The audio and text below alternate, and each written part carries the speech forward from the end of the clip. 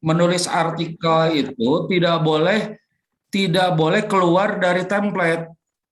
Jadi ibarat apa ya? Ibarat sholat ada rukun, ada syarat, kemudian seperti naskah khutbah Jumat gitu ya. Itu kan nggak boleh. Kemudian kita nggak boleh membuat asal kita gitu, tetapi harus benar-benar ngikuti template ya, ya semua ya itu ya. Jadi kita belum diberi kebebasan setingkat profesor sekalipun ketika mengirim ke jurnal itu tidak boleh melewatkan struktur-struktur yang harus ada di dalam artikel ya. Itu ya catatannya ya. Iya, Pak. Pasti ditolak aja kalau melewatkan struktur itu. Nah, sekarang tujuan ini udah ada ya. Ini tujuan udah ada ya. Iya, Pak. Tujuan udah ada. Eh, Oke, ini harus ada tujuan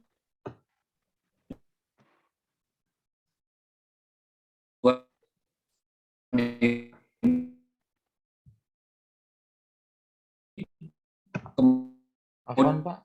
Putus-putus ini di saya aja atau di lain juga putus-putus? Sama, saya juga putus-putus. Putus.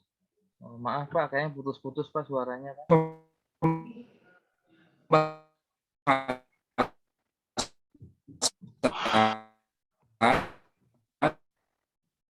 menunjukkan bahwa gitu ya hasilnya itu harus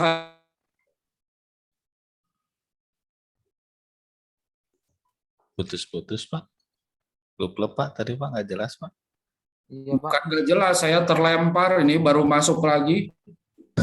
Oh, Tadi yang bicara siapa tuh? Nggak tahu, saya kelempar ini baru masuk lagi. iya.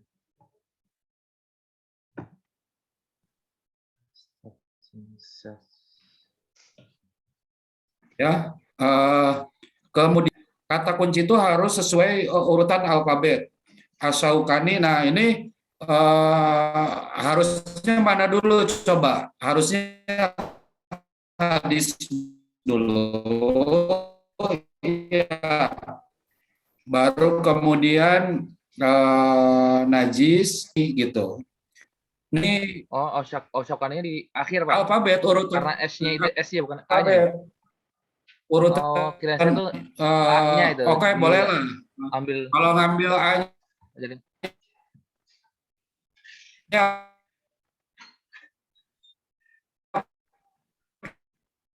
boleh, boleh, boleh, boleh, boleh, ya. boleh, Pak ya. Yang pasti kali revisi ya 5 kali bulkati katanya kan gitu. Bolak-balik apa gitu. Ini udah bener kok. Ternyata nggak nyusun sesuai alfabet. Sampai sebegitunya lah pokoknya. Jadi enaknya ditaruh depan atau di belakang, Pak, ashokaninya? Udahlah ngambil dari A-nya aja udah ya. Oke. Benar, Oke, kita lanjut ya. Kita lanjut. Nah, hal-hal begini tuh pokoknya jangan sampai abai aja. Nah, ini kan serunya di dalam menulis artikel itu memang syaratnya pertama kerapihan. Paling utama kerapihan syaratnya. Ini udah ini kan kelewat ya, itu kelewat.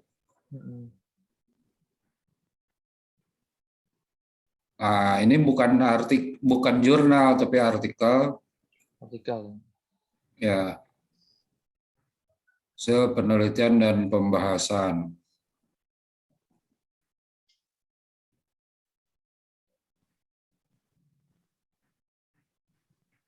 Apa ini? Nah, ini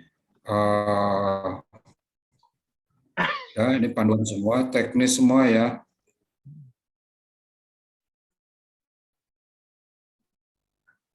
Oke.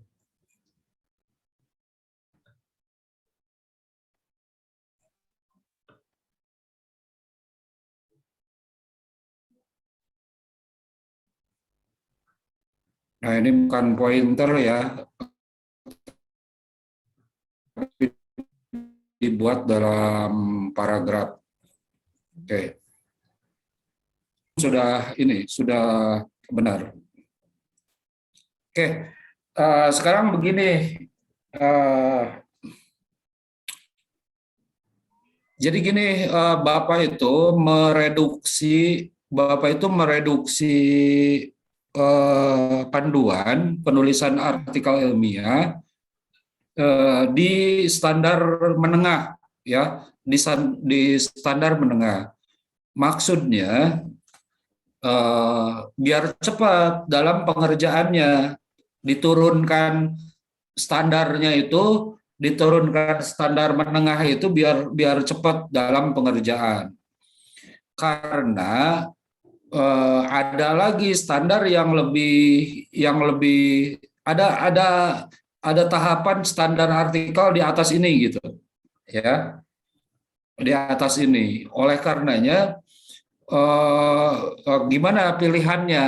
Apakah langsung ke standar yang tinggi atau cukup ini gitu? Karena maksudnya yang ini standar yang dibagikan itu biar biar biar cepat juga nantinya. Kalau yang standar yang tinggi itu udah tingkat apa ya? Udah tingkat eh, tesis lah, barangkali udah tingkat pengerjaan tesis.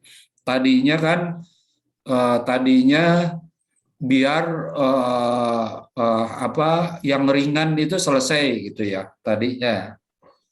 Eh, tapi ternyata juga masih ada hambatan-hambatan untuk pengerjaannya. Oleh karena itu nanti saya share eh, grade yang lebih tinggi ya, grade yang lebih tinggi modulnya dari modul yang disajikan sekarang ini. Untuk membandingkan aja, tugasnya untuk membandingkan. Contohnya, nah ini kebetulan di belakang Bapak ada background kelas menulis ya, ada background kelas menulis. Nah ini yang disajikan ini standar yang paling atas lah, standar yang paling atas. Nanti bedanya itu standar yang paling atas itu terletak pada tiga hal. Pertama, pada kerangka berpikir. Yang kedua, pada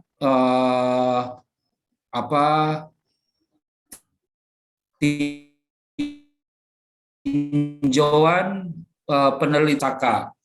Nah, pada kesempatan ini mari kita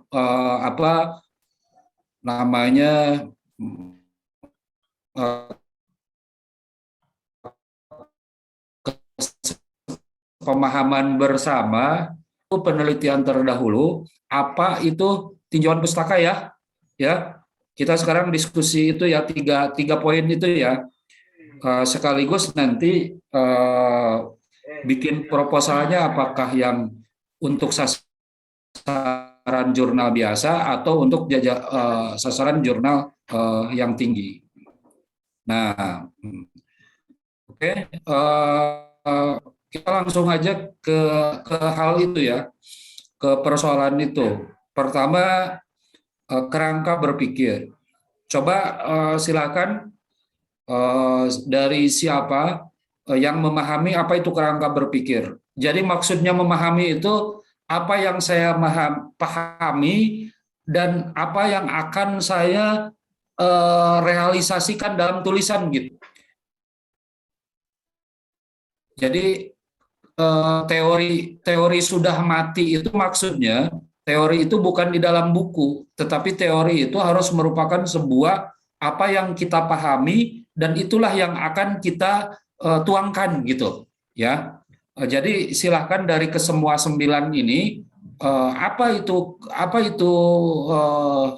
kerangka berpikir dan bagaimana bentuknya ya. Yuk dari siapa dulu, silakan. Menurut saya gitu misalkan nantinya kerangka berpikir itu adalah bla bla bla bla bla, sehingga di dalamnya berisi ABCD lah kayak begitu. Yuk kita mulai.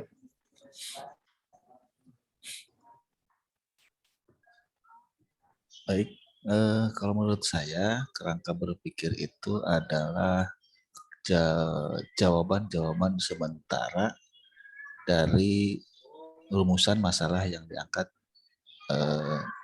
dari penelitian. Gitu. Seperti itu Pak, mungkin Pak. Jadi gini, Bapak akan menghargai apapun yang dipahami ya, sehingga mari semuanya benar, mari semuanya benar. Tinggal ini kerangka pikir saya gitu, Kang Ilan, ya, ini kerangka pikir yang saya pahami gitu, ya, Kang Ilan ya. Oke, Kang Ilan memahaminya seperti itu dan otomatis nanti tuangkan sesuai dengan apa yang Kang Ilan pahami gitu, Kang Ilan. Ya, ya. Nanti kita berantemnya begini, bukan begitu menurut Aprijal gitu ya. Tapi yang begini gitu ya. Nah, ini discussion-nya begitu gitu. Anggap semuanya benar karena kita sudah bisa memahami, sudah bisa mencerna. Tuntutan kita kan mewujudkan apa yang kita pahami gitu ya, Kang Elan ya. Oke, silakan bergeser ke yang lainnya siapa? Ya, silakan yang lain. Ya.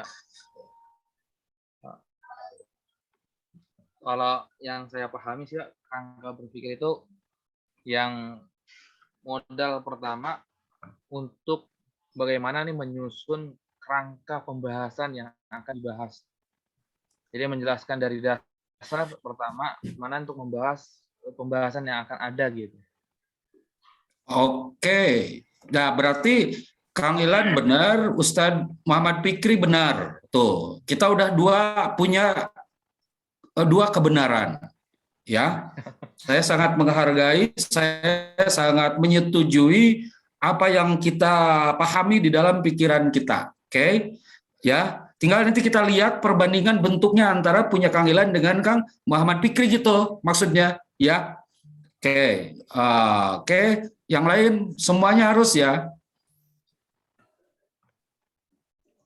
Kang Salwan, silakan, sudah siap ya.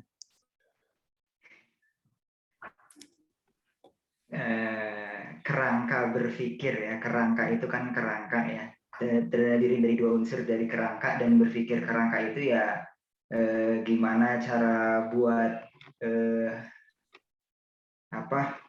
teori-teori begitu ya, untuk menjalankan pikiran berpikir, nah yang nanti diterapkan dalam tulisan ya, seperti itu mungkin. Oke, Salman adalah komandan upacara, saya pemimpin upacara. Lapor, laksanakan, kata saya kan gitu, ya. Udah tiga warna ini, udah ada 3 warna. Salman jadi komandan upacara ya, saya pemimpin upacara. Kepada pemimpin upacara, lapor. Kerangka berpikir adalah bla bla bla bla bla bla, laksanakan. Nah, saya kemudian begitu, laksanakan. Nah, nanti silahkan berantem bertiga ini, yang benar yang saya gitu ya, ya, yang benar yang saya gitu. Oke, mangga silakan lanjut yang lain. Saya mungkin Pak. Yo, mangga. Mau coba ini. Kalau mungkin menurut saya itu kerangka berpikir itu kalau diibaratkan dalam novel itu seperti alur cerita seperti itu. Kalau kerangka berpikir itu mungkin untuk karya ilmiah itu. Mungkin itu menurut saya. Itu pendapat saya. Itu. Terima kasih. Boleh disanggah oleh teman-teman. Terima saya. Lapor Pak. Ya. Silakan. Kerangka berpikir sama seperti Ustadz Salman tadi terdiri dari 2 kata. Yang pertama ada kerangka, yang kedua ada berpikir. Ini menurut saya sebelum melihat KBBI. Gak tahu ya kalau mau KBBI gitu. Iya. Jadi kerangka itu seperti struktur, Pak, struktur tulang di Ya. mana berfungsi untuk menyimpan daging, otot, urat, dan organ-organ yang lain sehingga tersimpan di tempatnya yang betul. Berarti Oke. bisa diartikan kerangka itu adalah struktur supaya sesuatu itu menjadi rapih dan tepat sesuai dengan tempatnya serta porsinya yang pertama. Yang Oke. kedua, berpikir itu adalah suatu proses untuk memahami suatu masalah. Sehingga kalau disambungkan atau disatukan antara kerangka berpikir adalah suatu sistem atau struktur di mana struktur itu menuntun kita untuk memahami suatu proses permasalahan. Mungkin seperti itu, Pak. Laporan selesai, Pak.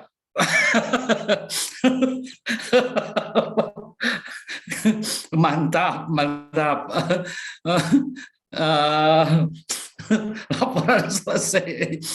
Oke, bagus ya. Jadi gini, ini original ya dari semuanya ini original. Bahkan tadi tanpa melihat KBBI, tanpa melihat apa, tapi memang apa yang kita pahami dan apa yang kita pahami itu ya yang akan kita tuangkan gitu ya.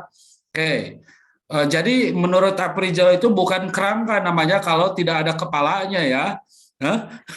Ya, Ya misalkan ya kayak gitu ya. Karena dia harus terstruktur, ada kepala, ada tangan, ada body, ada kaki gitu ya.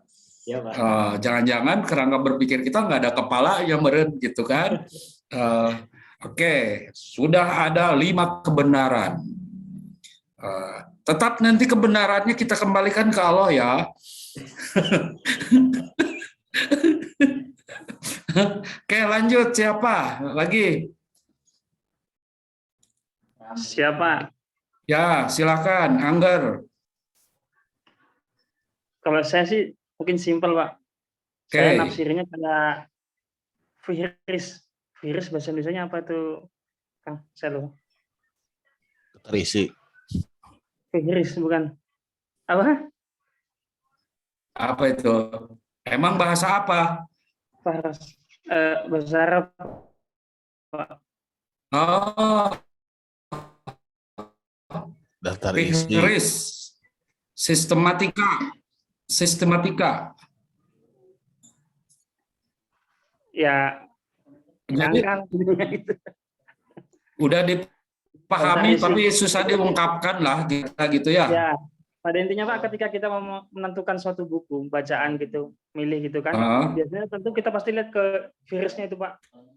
Paling enggak udah punya apa istilahnya tasawur, punya visualisasi ke depannya bukunya bakalan bagaimana.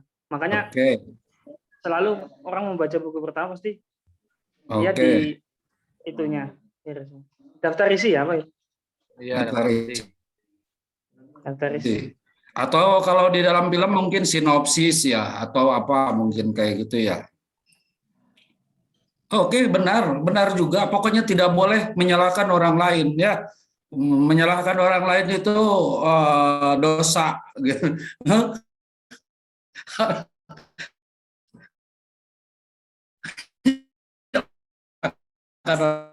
Orang lain itu dosa. Harus mengapresiasi dan memberi. Lanjut, siapa?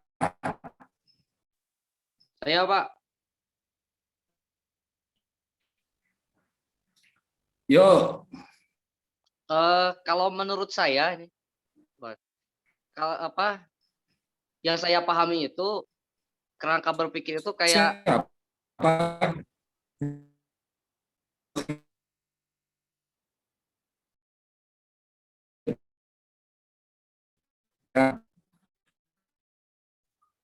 Hilang, Pak, suaranya, Pak. Halo.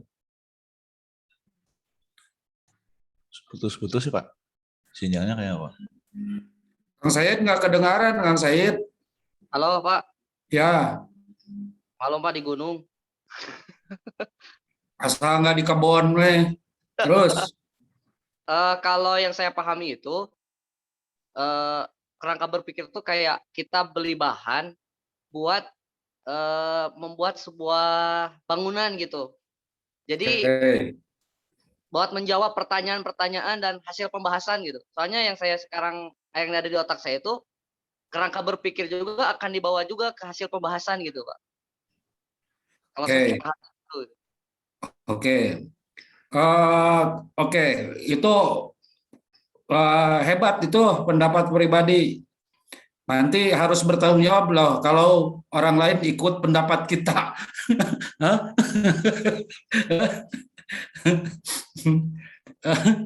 Pendapat Anda benar.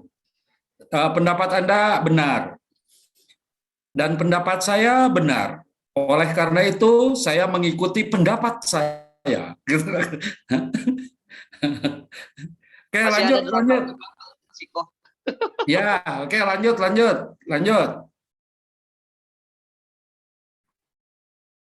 Ayo, Teh Salma. Harus yang akan dituangkan ya, harus yang akan direalisasikan gitu dari apa yang dipahami. Maka silakan yang lain.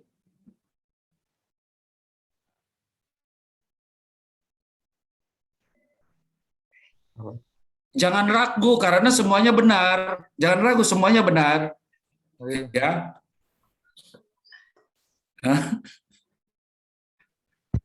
Tinggal berantem aja nanti kalau kan semuanya benar. Tinggal berantem aja nanti yang mana yang paling benar. Ayo. Silakan. Siapa lagi? Maka silakan Nasr atau Salma atau siapa tadi yang belum. Yuk. Mungkin sama Pak lebih ke memahaminya kerangka berpikir itu termasuk garis besar dari sebuah penelitian yang akan diteliti.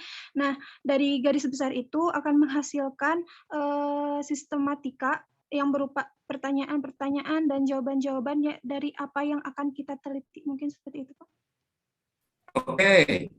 Oke, itu harus dibenarkan ya. Nanti tolong bedakan dengan metodologi penelitian ya. Ya, posisinya bedakan dengan metodologi penelitian. Lanjut. Ya, lanjut. Kalau kerangka berpikir itu ini mah Nasir kayak takut bisa salah ini ya Pak, salah contoh. Berarti yang Nasir bahwasanya kerangka berpikir itu adalah dasar pemikiran Pak. Nah kalau dasar pemikiran itu contohnya kalau misalnya kita mau bikin bala-bala nih, nah dasarnya itu kayak ada wortelnya, ada ada apalah itu bala-bala lah, bawangnya. Nah itu gulanya itu udah kerangka berpikir ke dasarnya gitu. Nanti tuangin ke nya ya, berarti nya gitu. Kayak gitu sih mungkin. Tapi hampir sama dengan Said tadi ya, cuman analoginya beda. Kalau ini bala-bala, kalau ini bangunan. Jadi asosiasinya Said itu menjadi entrepreneurship property. Kalau Nasir asosiasinya menjadi pebisnis kuliner. Asosiasi dan perbedaannya. Oke ya, sepakat benarkan semua ya. Ya. Oke, lanjut. Siapa lagi? Ada yang belum? Sudah, Pak. Sudah semua. Oke, sekarang itu pegang ya. Tadi pegang tuh, pengertian yang kita pahami pegang. Sekarang kita lanjut pada tinjauan penelitian terdahulu. Lanjut. Adalah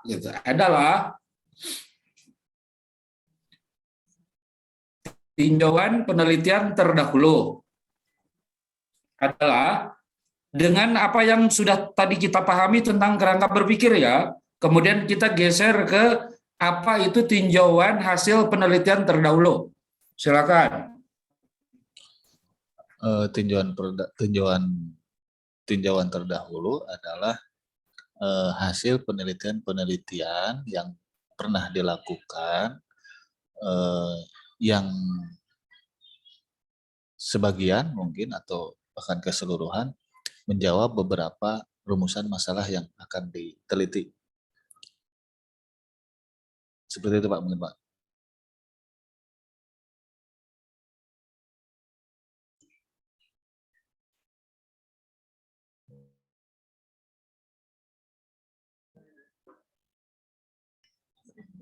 Halo guys, suara saya masuk nggak?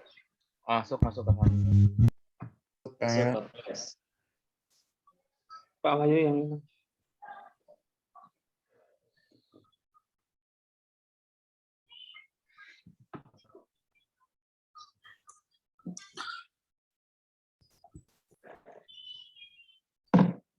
Pak Wahyu nggak ada ya?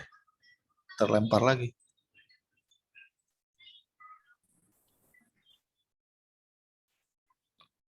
Baru masuk lagi nih, saya baru bergabung lagi.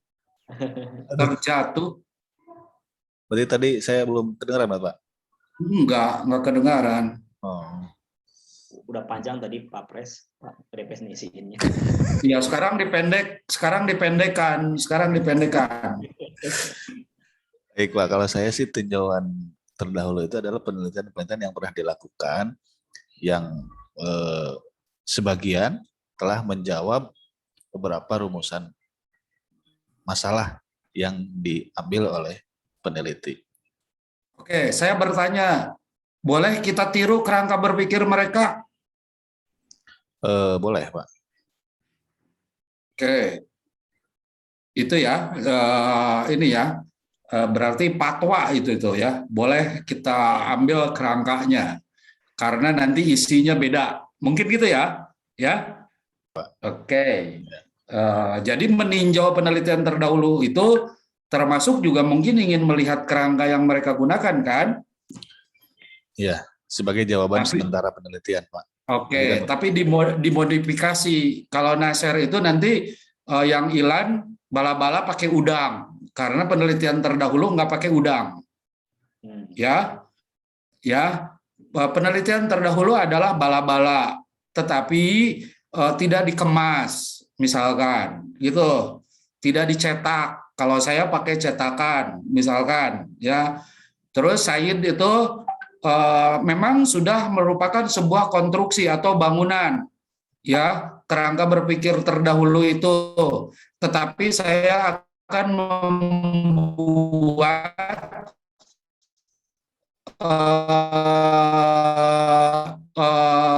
jamban di depan, belakang, akan merubah. Said akan merubah istilah ikut ke belakang, tidak. Tapi sekarang ingin merubah ikut ke depan karena WC-nya ada di depan rumah, gitu ya. Oke, gitu ya. Yang terdahulu itu membuat jamban di belakang. Oleh karenanya secara budaya selalu kalau bertamu ke rumah orang lain ikut ke belakang, pengen pipis dan lain sebagainya. Tapi Said bisa aja membuat konstruksi bahwa jambannya ada di depan gitu, sehingga dia akan mengubah pandangan atau paradigma orang, tidak lagi ikut ke belakang gitu, tapi ikut ke depan ya, contohnya ya. Oke, yang lain dengan cepat karena nanti kita ada satu lagi tinjauan pustaka. Yuk.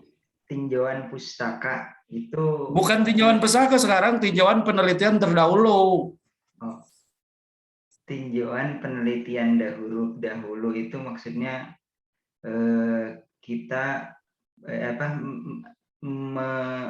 mengkaji atau meninjau penelitian yang sudah dilakukan yang relevan dengan yang akan kita teliti agar kita tahu apa yang sudah dibahas dan apa yang belum dibahas sehingga kita bisa masuk di situ. Laksanakan. Lanjut.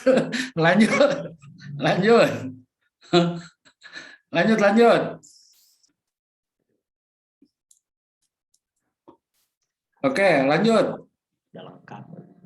Boleh Pak, Nasir? Ya, mangga Nasir.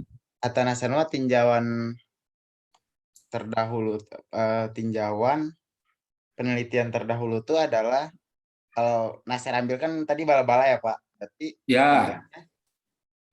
Kalau Nasir ambil sistem penjualannya Pak, Nah, orang-orang yang jualannya di bala-bala itu di pinggir jalan, laku atau enggak, sama jualan di mall gitu. Nah, Nasir ngambil orang-orang yang udah penelitiannya berhasil atau enggak gitu. Kalau misalnya mungkin bala-bala di mall nggak laku ya. Nah, Nasir ambil, oh berarti nggak laku nih hasil penelitiannya. Tapi kalau di jalan laku nih, berarti Nasir kalau mau jualan di jalan dengan nambah sesuatu hal yang lebih menarik. Kayak gitu mungkin kata Nasir, Pak. Dengan bahasa lain mungkin begini ya, melihat berbagai sisi dengan sisi mana yang masih merupakan ruang kosong untuk kita masuki, gitu ya? Iya, Pak, kayak gitu. Oke, lanjut. Lanjut. Ini sangat berharga ya, pandangan-pandangan ini sangat berharga ya.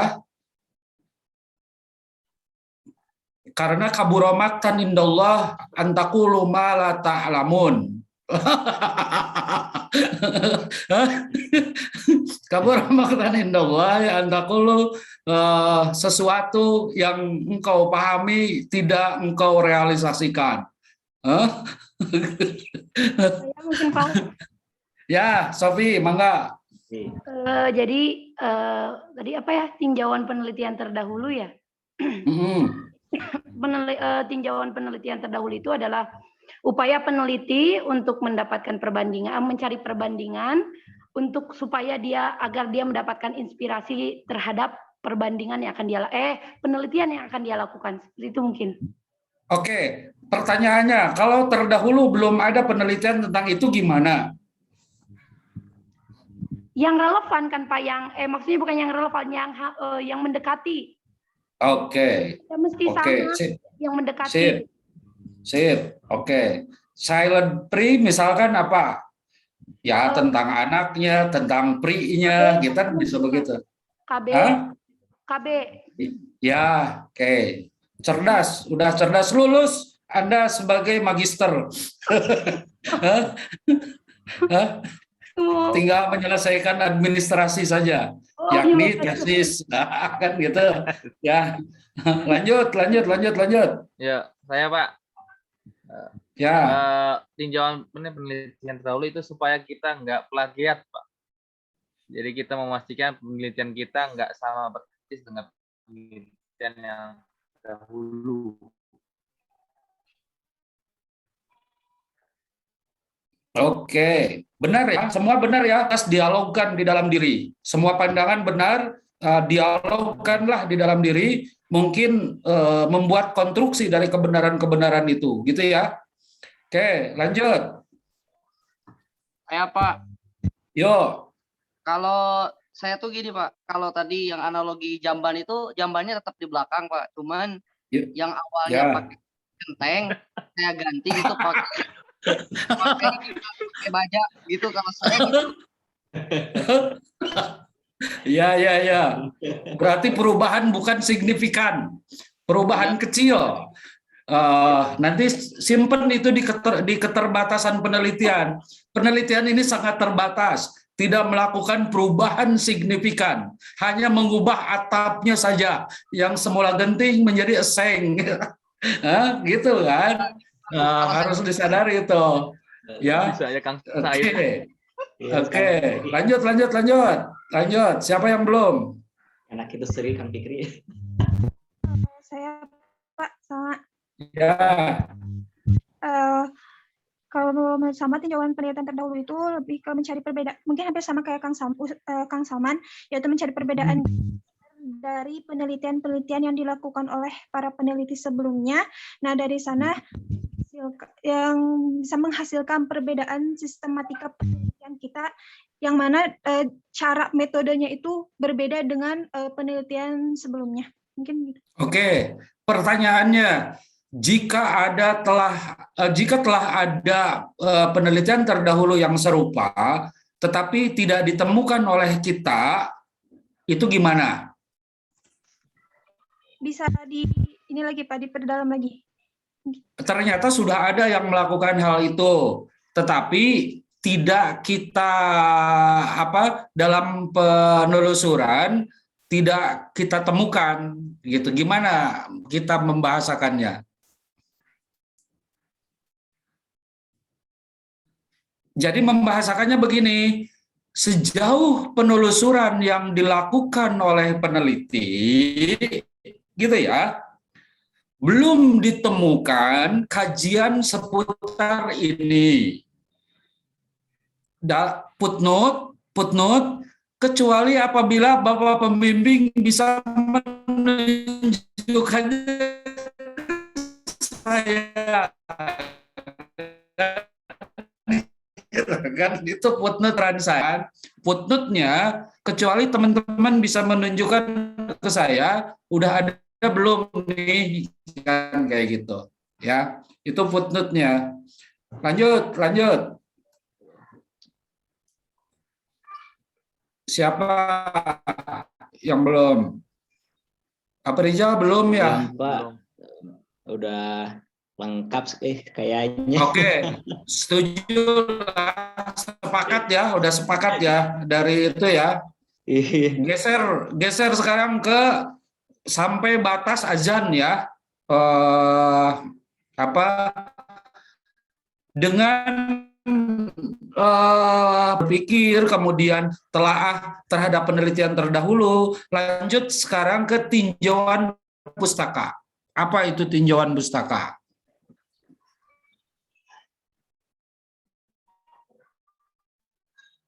Ayo, ayo, silakan. Semuanya, untuk semua. Sepertinya saya kurang tahu, Pak. Tinjauan pustaka. Kan tadi udah ya, kerangka berpikir udah, kemudian tinjauan hasil penelitian terdahulu udah. Nah, sekarang tinjauan pustaka. Melihat referensi, Pak. Iya. Ya, lebih... Apa itu? Mencantumkan penelitian yang sudah ada yang relevan. Enggak, itu mah hampir mau ke sana, ke penelitian terdahulu itu mah. Sok, tinjauan pustaka. Menurut panduan, nih ya, menurut panduan ya, tinjauan pustaka adalah landasan dasar yang akan dijadikan pisau analisis dalam melakukan pembahasan. Dengan demikian, tinjauan pustaka adalah evaluasi kritis mungkin Pak ya, untuk dengan cara membaca menelaah, ya nggak sih? Tinjauan pustaka adalah landasan teoritis yang akan kita gunakan sebagai pisau analisis di dalam pembahasan.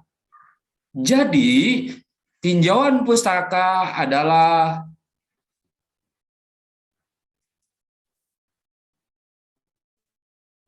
kayaknya lebih bedanya ke kalau tinjauan itu mah yang sebelumnya itu Pak lebih kepada mencari celah mungkin Pak ya. Tapi kalau ke tinjauan pustaka mah lebih kepada penggunaan metode dari penelitian atau itu mungkin pasti kayaknya mah Pak. Atau mungkin beda ini juga Pak mungkin. Kalau tadi tinjauan penelitian terdahulu Mak lebih kepada beda objek yang dikajinya mungkin Pak. Misalkan yang saya pahami itu, kalau tinjauan penelitian terdahulu itu yang dibacanya itu lebih kepada penelitian hasil orang lain yang terdahulu tentunya. Kalau tinjauan pustaka Mak lebih kepada yang dibacanya itu referensi-referensi utamanya mungkin Pak. Lebih kepada bukunya atau kitabnya. Oke. Tapi tadi dipahami ya, tinjauan pustaka adalah landasan teoritis yang akan digunakan sebagai pisau analisis dalam pembahasan. Itu bisa ya dipahami ya. Nah, secara operasional definisi itu dimulai di situ, di tinjauan pustaka. Silent free adalah kan gitu, media sosial adalah gitu. Nah, biasa suka ada KBBI. KBBI itu di tinjauan pustaka diawali. Jadi pengertian secara bahasa, pengertian secara terminologi, dan pengertian secara epistemologi di situ sampai menemukan teori. Ya, kalau Sophie misalkan child free itu bukan hanya sebatas ungkapan, tetapi sudah merupakan sebuah paham dan kebudayaan. Nah, gitu. Sehingga secara operasional nanti di pembahasan kita akan nengok pada tinjauan pustaka yang kita gunakan. Begitu. Pokoknya definisi-definisi di situ. Nah, kan sering ada definisi di kerangka berpikir, bukan di kerangka berpikir definisi itu, tapi di tinjauan pustaka. Ya. Berarti gini Pak ya, kalau tinjauan penelitian terdahulu berarti lebih umum daripada tinjauan pustaka, seperti itu ya? Atau gimana? Keumuman dan kekhususan tadi itu kata Prijal benar, itu mencari ruang mana. Jadi telaah penelitian terdahulu itu untuk memosisikan penulis di sebelah mana di antara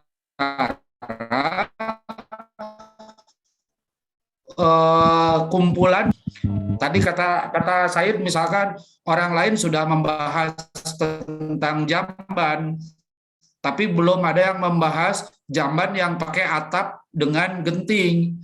Yang sudah ada itu baru membahas penelitian dengan menggunakan atap seng gitu. Titik di situ.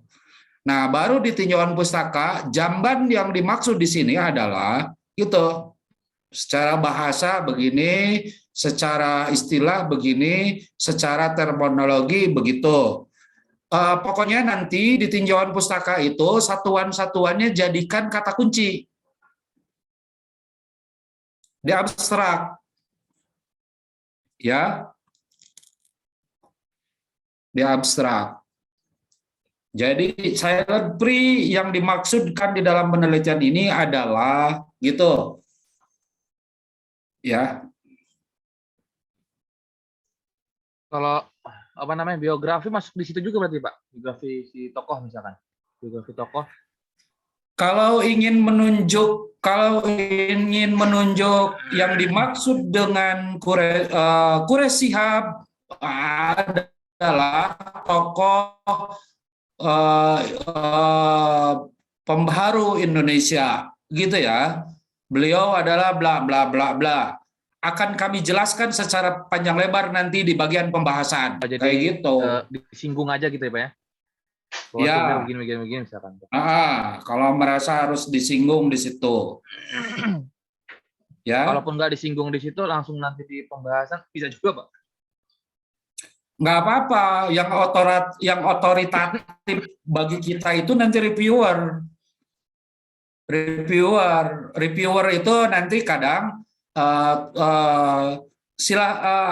silakan perluas area ini, silahkan potong ini, silahkan tata kembali ini, kayak gitu reviewer itu, ya. Udah bisa tegas ya, beda ya, 3 hal itu tadi beda tegas ya. Terakhir sekarang metodologi penelitian dalam perbedaannya dengan kerangka berpikir. Silakan.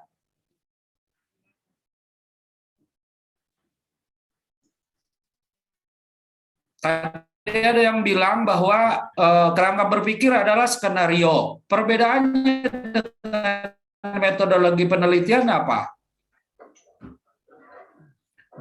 Said, silakan. Apa bedanya kerangka berpikir dengan metodologi penelitian? Semuanya, silakan. Kalau saya mungkin Pak, langkah-langkah untuk menjawab rumusan-rumusan masalah, Pak. Udah bisa beda dengan kerangka berpikir, udah bisa dibedakan dalam benak kita, udah.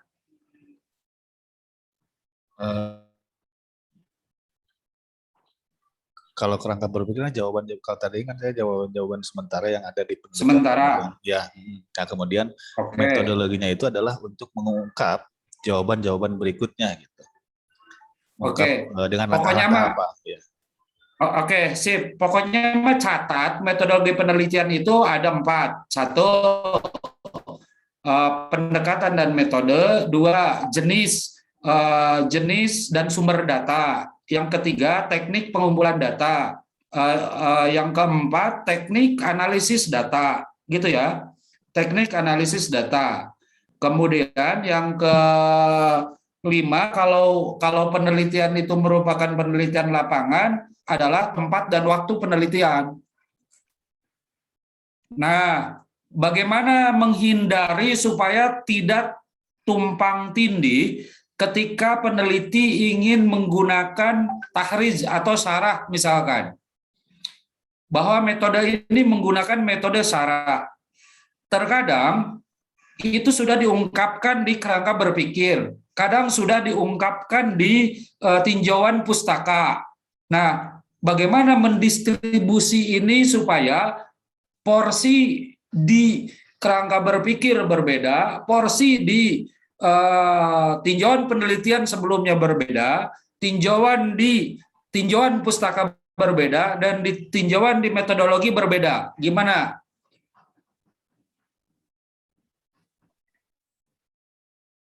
Misalkan Ilan pakai metode apa kemarin? Metode kualitatif tahrij dan syarah. Tahrij dan syarah. Ya. Tahrij dan syarah. Ya, tahrij dan syarah itu anggap bala-bala tadi, tepung bala-bala. Ya, bagaimana tepung itu menyebar di kerangka berpikir, menyebar di tinjauan penelitian terdahulu, menyebar di tinjauan pustaka, menyebar di metodologi penelitian, tetapi bukan itu juga. Gimana itu mendistribusinya? Hah? Kadang suka ada pengulangan kan? Iya. Kan suka ada pengulangan kan? Ya, iya, Pak. Gitu. Jadi gini, kadang di metodologi itu saya akan menggunakan metode tahrij. Tahrij adalah ngambil lagi dia ke tinjauan pustaka, gitu kan? Nah, coba ini didistribusikan secara bahasa yang berbeda. Gimana cara mendistribusikannya?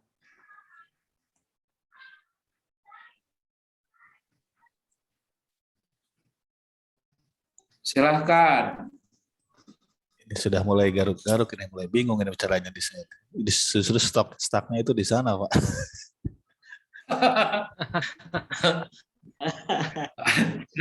Pendekatan sosiologis itu berkembang dari ilmu sosial, yakni ilmu sosiologi. Ilmu sosiologi perkembangannya digunakan pula dalam studi Islam, ya, agar studi Islam juga bisa tidak hanya normatif, melainkan juga empiris, gitu ya. Dengan demikian, maka pendekatan sosiologis merupakan sebuah pendekatan yang dianjurkan di dalam studi Islam, dalam hal ini children pre, gitu ya. Itu di tinjauan pustaka. Lantas masuk ke metodologi. Metode ini menggunakan pendekatan sosiologis. Nah, coba bedakan tadi dengan tinjauan pustaka. Jangan itu juga, gitu maksudnya.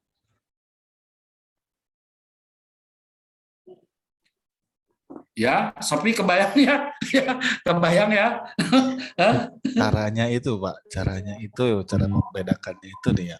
Gimana melangkahnya gitu. Iya, makanya punya istri itu harus dilihat dari berbagai perspektif. Jangan, mah aku cinta kamu, mungkin aku cinta kamu itu pernyataan di kerangka berpikir. Ketika di tinjauan pustaka, jangan mah aku cinta kamu lagi. Engkau yang tercantik dibandingkan dengan yang lain, gitu kan? Hah? Di tinjauan pustaka apa? Kan gitu. Di tinjauan pustaka apa? Kecantikanmu melebihi wangi kasturi merenan, gitu kan? atau kecantikan adalah kan gitu. Nah, di metodologi apa kira-kira gitu. Begitulah tangga menuju profesor ya, otoritas ilmu. Ya, dan semuanya benar, oke? Semuanya benar ya, semuanya benar. Karena kita itu, tugas kita itu hanya untuk mencoba menata, membuat sebuah konstruksi yang pasti tidak lengkap, yang pasti tidak sempurna, karena kesempurnaan hanya milik Allah. Gitu.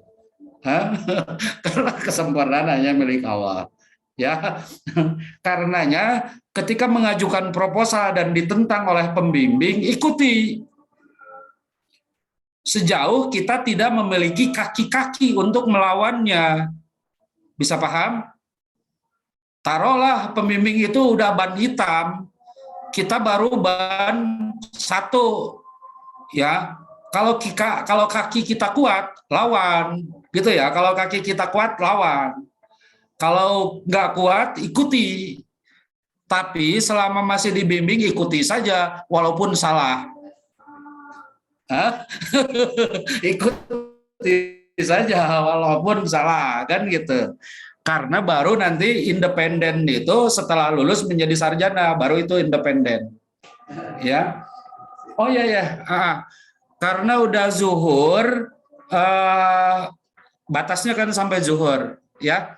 Ini udah zuhur, coba itu direfleksi dan diaktualisasikan. Ingat ya tadi kaburo maktan ya.